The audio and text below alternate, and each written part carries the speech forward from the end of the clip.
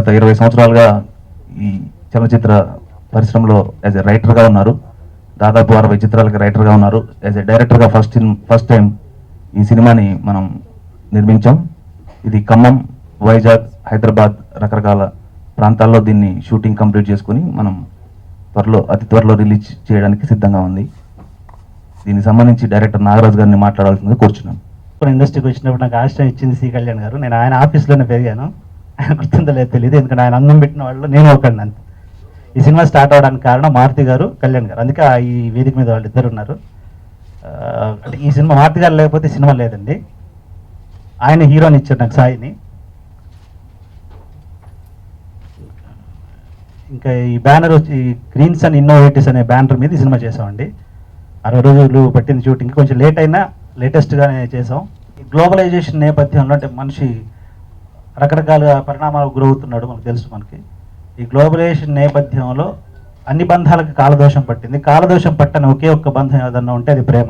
ఈ విషయాన్ని చర్చిస్తూ తీసిన సినిమా ఇది. అంటే ఒకప్పుడు భారతీరాజు నాకు ఇన్స్పిరేషన్, భారతీరాజా గారు, బాలచంద్ర గారు. అంటే వాళ్ళు ప్రేమ కథ, ఇప్పుడు ఈ ట్రెండ్లో ప్రేమ కథ తీస్తే ఎలా ఉంటుందన్న దాంట్లో చేసిన కథ ఇది.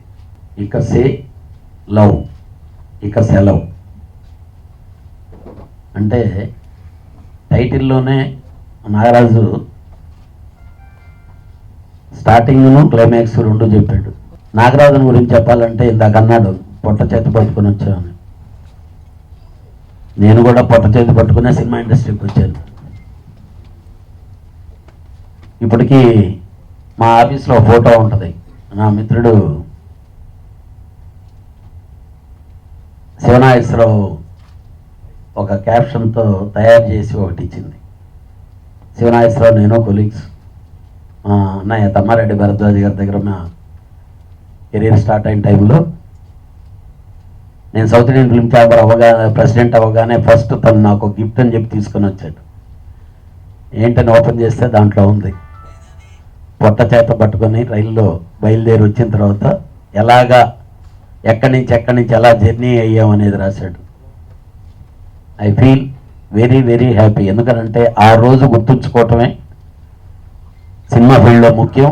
అది గుర్తుంచుకున్న ప్రతివాడు చాలా పెద్ద ఎత్తుకు ఎదిగారని నేను అనుకుంటున్నాను. మీకు అందరికీ తెలుసు. ఇక నాగరాజన్ గురించి చెప్పాలంటే అతను థాట్ టోటల్గా చాలా డిఫరెంట్గా ఉంటుంది. అతని తపన. ఒకరోజు అయితే నేను అతనితో పెద్ద గొడవ వేసుకున్నా. ఎందుకనంటే అతను ఈరోజు జాబ్లో అయి ఉంటే ఈరోజు మనకు ఒక సబ్ కలెక్టర్గానో లేకపోతే నియర్లీ కలెక్టర్ అయ్యే స్టేజ్కి వెళ్ళి ఉండాల్సిన వాడు. నాకు వద్దు సార్, నేను వెళ్ళి ముందు ఉద్యోగంలో జాయిన్ అవ్వబోయా, తర్వాత కావాలంటే లీవ్ పెట్టుకొని వచ్చి నువ్వు సినిమా ఫీల్డ్లోనే ఉండు అంటే నేను వెళ్ళను సార్ అని చెప్పి హైయెస్ట్ ర్యాంక్లో యూపీఎస్సీలో పాస్ అయ్యి సినిమా మీద ఉండే ప్రేమతో ఒక గొప్ప ప్రజలకు ఉపయోగపడేటటువంటి సేవ చేసే అదృష్టం ఉండేటటువంటి పోస్ట్ను కూడా వదులుకొని నేను సినిమాలోనే ఏదో చేస్తానని చెప్పి చేశాడు. డెఫినెట్గా అతనికి సినిమా మీద ఉండే ప్రేమకి hats off him.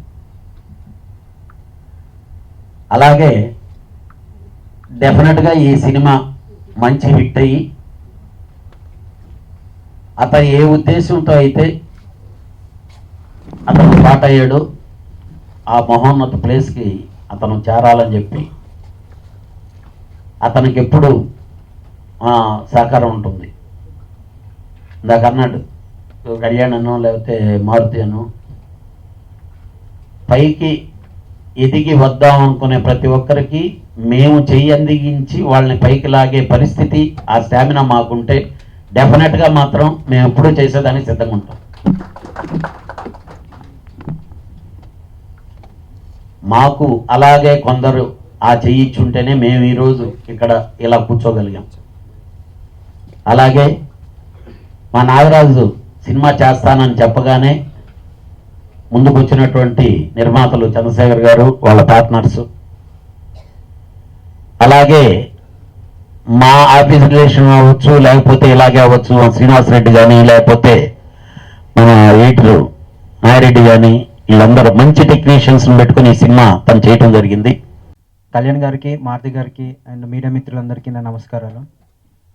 First of all నేను ముఖ్యంగా చెప్పాల్సిన వ్యక్తి మారుతి గారు.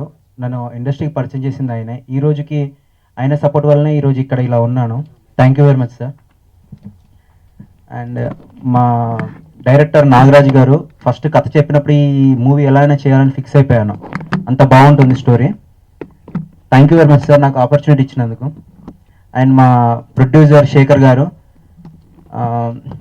ఆయన బిజినెస్ రంగంలో ఉండి ఫ్రెండ్ డైరెక్టర్ని చేయడానికి ఇండస్ట్రీకి వచ్చారు.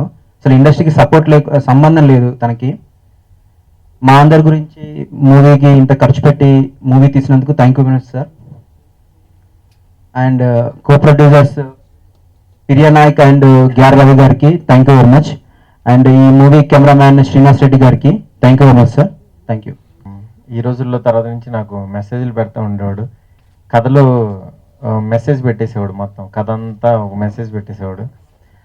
బట్ మంచి ప్యాషన్ ఉన్న పర్సన్ ఎట్లా నేను చెప్తా ఉండేవాడిని.